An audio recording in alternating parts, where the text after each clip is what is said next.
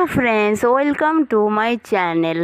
আজকে আমি আপনাদের ছোট ছোট মায়া মাছ বা পোনা মাছ কেটে ধুয়ে রান্না করার রেসিপিটা দেখাবো।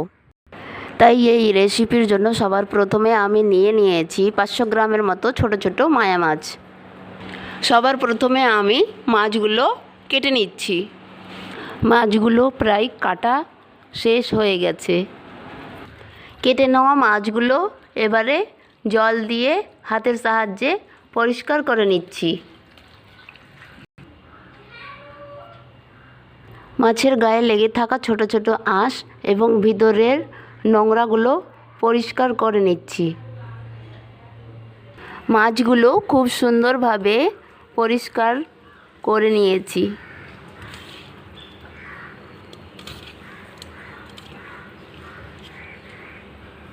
মাছের চচ্চড়ি রান্না করার জন্য এবারে নিয়েছি একটা পরিষ্কার কড়াই। দিয়ে দিচ্ছি কড়াইয়ের মধ্যে এবারে পরিষ্কার করা ছোট ছোট মাছগুলো। এবারে মাছগুলোর মধ্যে সবার প্রথমে দিয়ে দিচ্ছি রসুন, আদা এবং শুকনো লঙ্কার পেস্ট।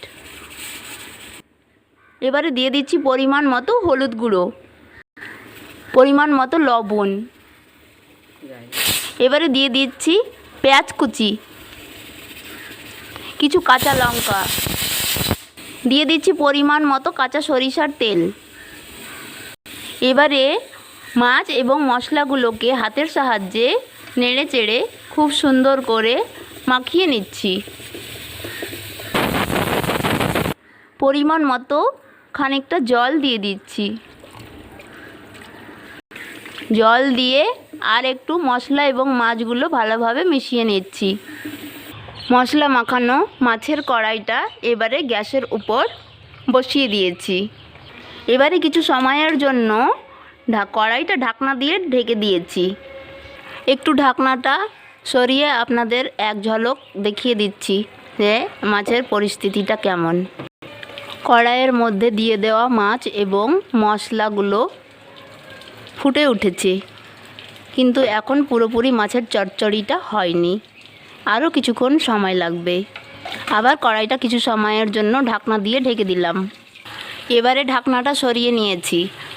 মাছের মধ্যে দেওয়া জলগুলো অনেকটা শুকিয়ে এসেছে। মাছের চচ্চড়িটা প্রায় হয়ে এসেছে। মশলা দিয়ে মাছের চচ্চড়িটা পুরোপুরি কমপ্লিট হয়ে গেল। মশলা দেওয়া মাছের চচ্চড়ির মধ্যে থেকে কি সুন্দর গন্ধ বেরিয়ে আসছে। এবারে মাছের চচ্চড়িগুলো ঢেলে নিচ্ছি অন্য আর এক পাত্রে।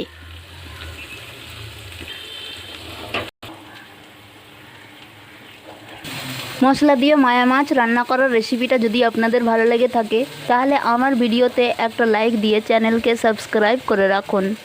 দেখা হবে নেক্সট ভিডিওতে। এখনকার মতো আল্লাহ হাফিজ, বাই ফ্রেন্ডস।